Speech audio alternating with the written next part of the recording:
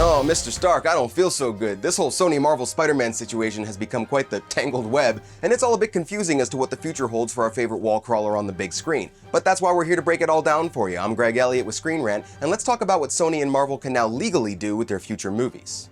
Okay, so as you may or may not know, Marvel sold the film rights to Spider-Man back in the 90s, and as a result, he's technically a Sony property. But that changed in 2015 when they made a deal that allowed him to become part of the MCU.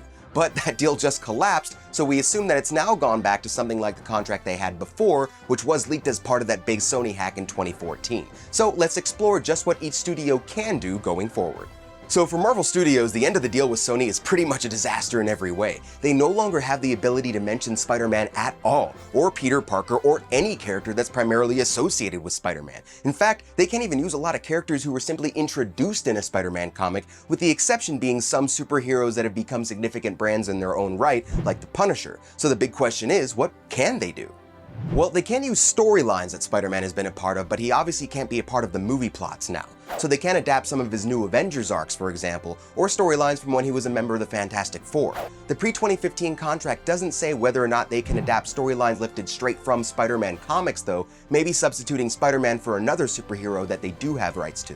But there are some characters that are shared between the two studios. In the old contract, both Marvel and Sony had the right to use the Kingpin, which is probably still the case given he was the big bad in Into the Spider-Verse. And they can also both use Jessica Drew. Marvel can use her as long as they never actually call her Spider-Woman, but Sony can still use her however they want. So since Sony now has exclusive film rights to Spider-Man, they have the rights to all existing and future versions of him. Certain Spider-esque characters are exempt if they're part of a non-Spider-Man story, like Ashley Barton's Spider-Girl in the Old Man Logan storyline. But in general, any version of Spider-Man now belongs to Sony. And they have the exclusive rights to all of his supporting characters, anyone that was introduced in a Spider-Man comic, and even specific locations and organizations like the Daily Bugle. But Sony does have some limitations now. They can never explicitly reference any of the MCU characters that Spider-Man has encountered. They can allude to them, but they can't call anyone out by name, like Thanos, Iron Man, Happy Hogan, Nick Fury and Maria Hill, or even S.H.I.E.L.D., which doesn't make picking up where Far From Home left off impossible, but it'll definitely make it tricky.